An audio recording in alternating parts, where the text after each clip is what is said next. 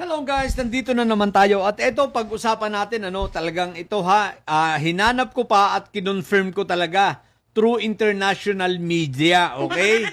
So ito ang sabi rito United States understands Philippines sensitive stance on International Criminal Court government. O yan So, ano ang tinutukoy natin rito? Nako, iiyak na naman ang mga didilis rito. Bakit? Nako, nag-content pa naman sila. Ang laki ng kanilang pag-asa. At ang sabi nila sa kanilang mga content, makakalaya na daw si Fentaboy nila. Ang sabi nila sa kanilang mga content, talagang ipinopost pa nila si Inday Sayad. Nagsasabi, lalaya na! Tapos si Binibini Baklangari, ganun din. Puro ka fake newsan. Binibigyan ng false hope yung kanilang mga tagasunod, no? Yung mga alipores, binibigyan ng peking pag-asa. Para nga naman, wag bumitiw sa kanila. Bakit? Dahil sa totoo lang, ang may following lang talaga, hindi si Sayad. Ang may following lang naman talaga, at ang talagang may mga panatiko, ay itong si Fentaboy. So para hindi mawala sa kanila, talagang binubudol na naman nila. At ang daming nabudol. O, kaklaruhin ko Mismo, kaya kudos sa aming Pangulo na si PBBM, ganyan katapang.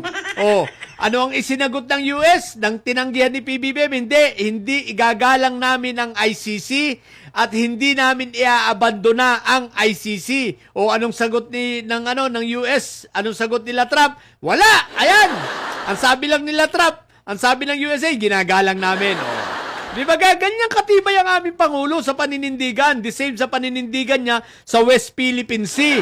Hindi kagaya ni Fentaboy na ipinamimigay ang West Philippine Sea kay PBBM. Tinatayuan talaga, di ba yan ang sinasabi namin sa inyo. Kaya yung sinasabi niyong week, ayun, napakatibay. At kayang tanggihan ang US at hindi makaporma ang China. At higit sa lahat, nakakulong si Fentaboy. Dahil weak yung leader, weak si PBBM, nakakulong si Fentaboy, nakakulong si Marco Tae, nakakulong si Jingay, nakakulong si Agimat, at nakakulong si Bonoan, at marami pang taga DSWD. Higit sa lahat, nakakulong yung kaibigan ni Antipetra, ni Chupetra, na si at kaibigan din ni Marco Tae, na si mga Diskaya.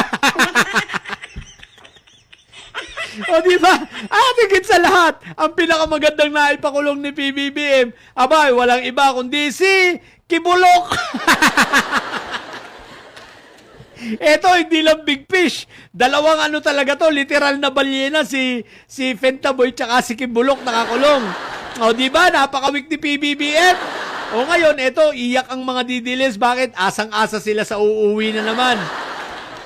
Ilan taon na ba? Magdadalawang taon na nyo nang sinasabi na uuwi Noong una, yung kay Kaufman, makakauwi na raw. Dahil maganda raw ang mga argumento ni Kaufman. Ang ending, ayun, kulong pa rin si Fentaboy.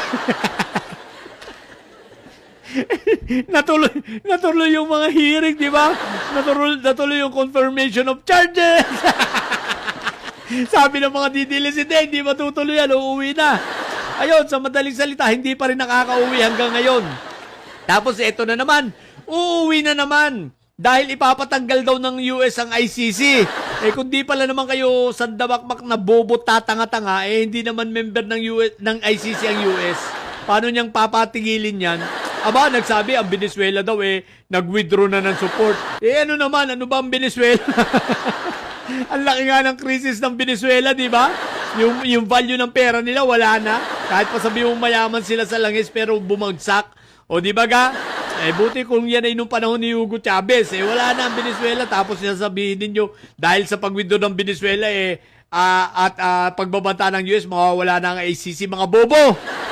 Ang ICC ay nasa Europe. At sa Europe, napakataas ng pagtingin ng sa human rights. Paano nga alisin yan kung mismo yung mga bansa sa Europe na kinalalagyan yan talagang ang taas ng pagtingin sa human rights. Kaya nga itong si Binibini Baklangari hanggang ngayon nandun pa dahil sa human rights, binabalanse pa nila. Pero hindi magtatagal, uuwi na rin yan.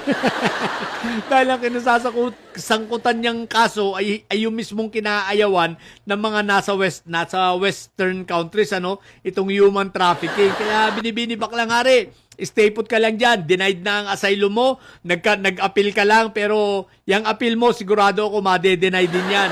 Kaya hintay ka na lang.